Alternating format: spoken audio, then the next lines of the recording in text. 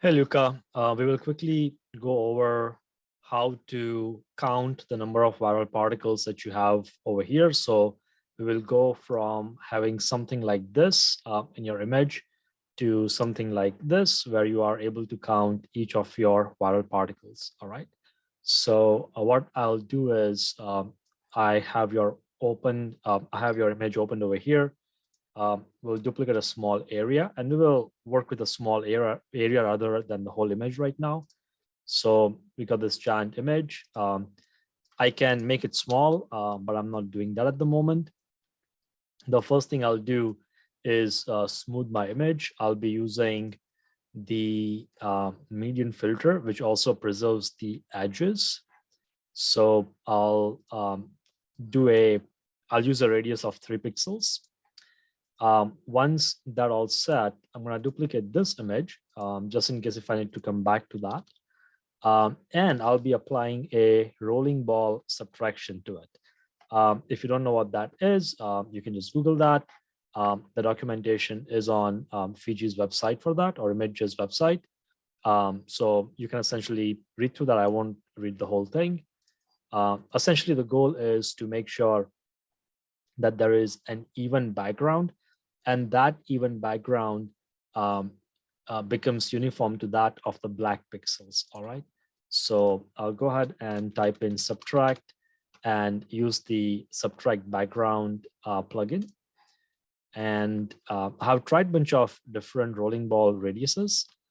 70 is the one which I found to be the best, and you can turn on the preview to see that what happens. So if you do 100, there will be least subtraction. If you do, let's say 10, that is going to be the most, and your actual data of interest will be lost in the background, and we don't want that to happen. So my goal here is to make sure that you still have enough contrast with the background. And now we got this kind of uniform black background, and you have a nice contrast with that. And I'll say okay to that. Once we are here, probably you also know what to do. We'll adjust the threshold from here. And I'm least worried about all this background. My goal right now is to make sure that I am kind of filling up each of your viral particles with the redness or the pixel selection for thresholding. So I will say roughly something like this. And if there are small gaps in here, don't worry about that. We will fill that up later. And if there are any connected components, we will split them using the watershed algorithm.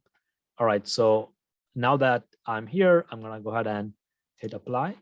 Right, it looks a bit crummy, that's all right.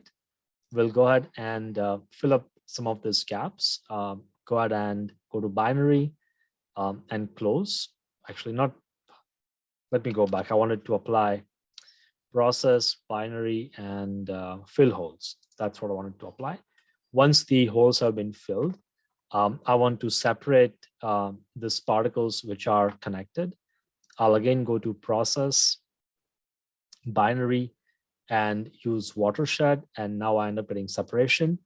Now, if you want to count your particles, go ahead, analyze particles. And two things, we got lots and lots of crazy additions in our image. So of course, we can get rid of them using the size filter. So I have gone with 600 to infinity, and I've also chosen a circularity filter, which is from 0.55 to 1. Let's see what that happens. And boom, right? You end up getting your 10 particles, which are of your interest. And that's what you get. And well, let's see. Yep. And if you overlay that with your data over here, right, that's exactly what you want. So yeah, if you try this out, it's going to work out. I also tried the same thing on this little area, which is very aggregated.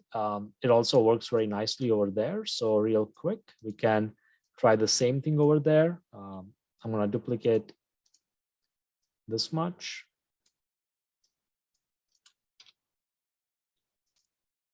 right? We got a giant image. We'll repeat the same steps. Go ahead and apply the median filter, 3, okay. Threshold. I guess I went ahead in my mind of what I was doing. I did not want to apply threshold. I wanted to go ahead and apply the rolling ball subtract algorithm. So I'm gonna go ahead and subtract background. Preview, right? Just wanted to get this nice contrast. And looks fine to me. I'll say, okay, probably I want a bit more contrast, and that's okay. So you might want to try this out in different regions. The one that I tried earlier was 70. I was happy with that. For this one, probably 50 is fine. So probably you can just use 50. And I think it should be fine. So say, okay, we'll go ahead and now try to do thresholding, right? So something here that looks okay. Apply to that. And same process as before. I mean, again, here, there is only this one particle where I think the application of filling the hole applies. Other than that, for most of them, I don't think it matters. But the key one is to watershed and split the components. Once we have this, can go ahead, analyze particles, and we'll keep this. This is something that you need to play. Every time you have a new image. For this one, it works perfectly fine for me. I don't want to save the other ones, and boom, right? Let's try to overlay this on your image. Well, I think I close that. I can duplicate this, and let's try an overlay and see how that looks like, right? So here we go, right?